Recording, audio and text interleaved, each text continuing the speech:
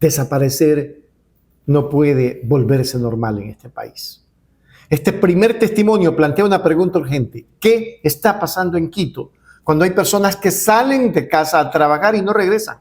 ¿Qué está pasando en Quito? Hay personas que salen de su casa a trabajar y nunca regresan. No estamos hablando de una película de terror. Está pasando aquí y está pasando ahora. En las últimas semanas hemos conocido un caso tras otro. Personas desaparecidas que días después aparecen, pero sin vida. Otras siguen sin dejar rastro. Familias enteras que viven entre la esperanza y el miedo, mientras recorren hospitales, fiscalías, morgues, buscando respuestas. Las autoridades sostienen que muchos de estos casos tienen relación con hechos delictivos. Y puede ser, pero esa no puede ser la respuesta para cerrar la conversación. Porque incluso si una persona tuvo algún vínculo con un delito, ¿eso significa que su desaparición deja de importar? ¿Que su muerte merece menos respuestas? ¿Que su familia tiene que resignarse al silencio? No se trata solo de Héctor Rojas o de cualquier otro nombre. Se trata de una ciudad en donde las alertas por desapariciones se multiplican, donde algunas familias terminan encontrando a sus seres queridos sin vida, mientras otras siguen esperando respuestas. Detrás de cada fotografía compartida en las redes sociales hay una pregunta que nadie quiere responder. ¿Qué está pasando en Quito?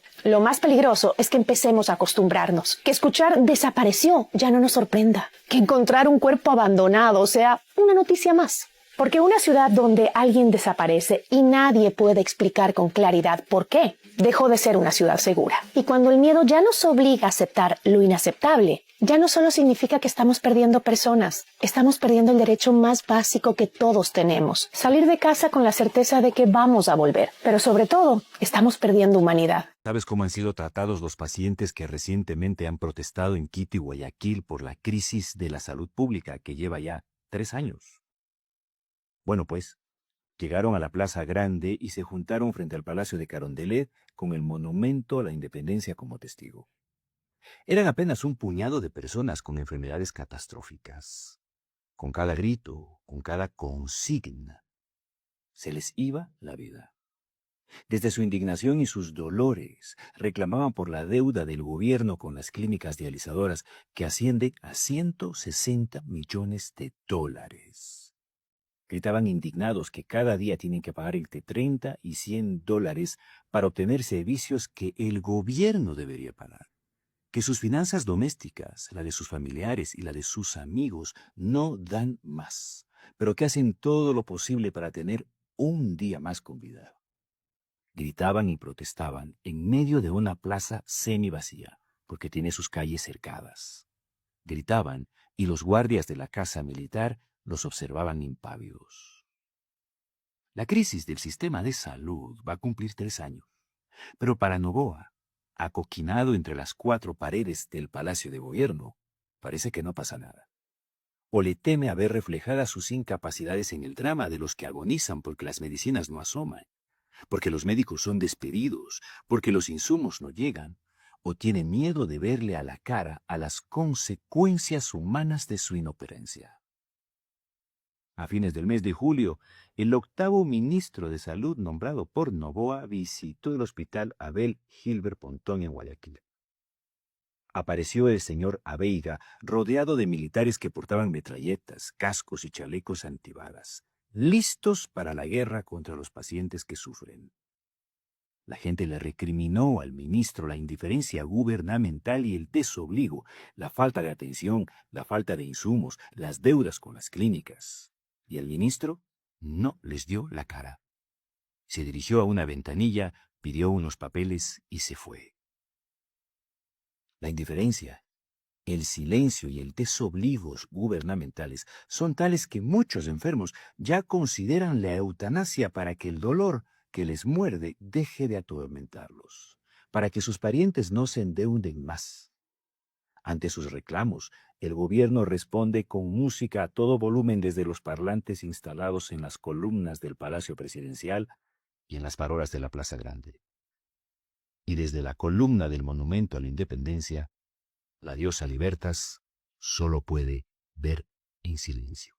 Una mujer va a retirar $20 de un cajero en Guayaquil, en un barrio muy movido que se llama Sauce 5. Está con su hija. Al mismo tiempo, un sujeto con un arma, no se sabe bien si era un sicario o estaba extorsionando a alguna persona, lanza unos disparos una de esas balas cae en la cabeza de esta mujer. Ahora la llevan a un hospital público, al IES, al Teodoro Maldonado, y no la pueden atender porque no tienen insumos. En este país la violencia no es solo criminal, la violencia es sistemática y es estatal. Que no te puedan atender ni siquiera para tratar de salvarte la vida que no te protegieron antes. Este es un día en Ecuador. Pero después de ver este video, miremos este. Vivir no puede depender de una deuda.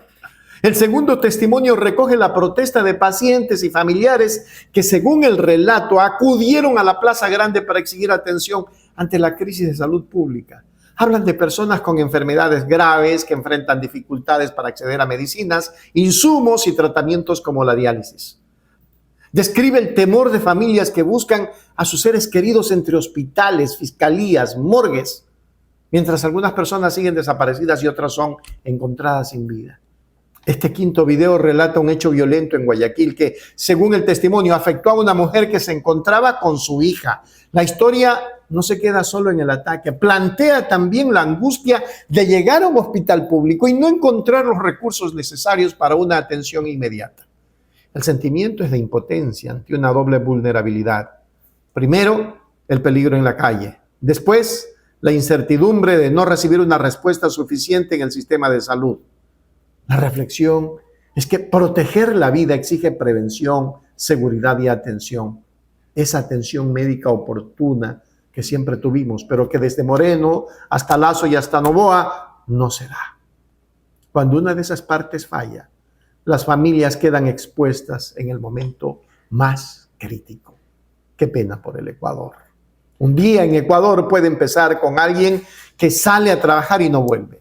Puede ser una familia que busca respuestas ante una desaparición, recorriendo instituciones con una fotografía en las manos y el miedo convertido en rutina. Un día en Ecuador también puede ser el de un paciente que espera medicinas, un tratamiento o un insumo que nunca llega. Es la angustia de quienes enfrentan una enfermedad grave y sienten que su vida depende de una respuesta pública que tarda demasiado. Un día en Ecuador también podría ser alguien que busca de forma urgente solidaridad y no se encuentra. Un día en Ecuador no debería ser sinónimo de miedo, abandono o silencio. Debería ser la posibilidad de salir de casa, atenderse en un hospital, expresar una preocupación y volver con la certeza de que el Estado protege la vida y escucha a su gente. Esa es la conciencia que este relato quiere dejar. No normalicemos lo que nunca debió de ser normal. Gracias por seguirnos. Un abrazo a todos. Suscríbete ya.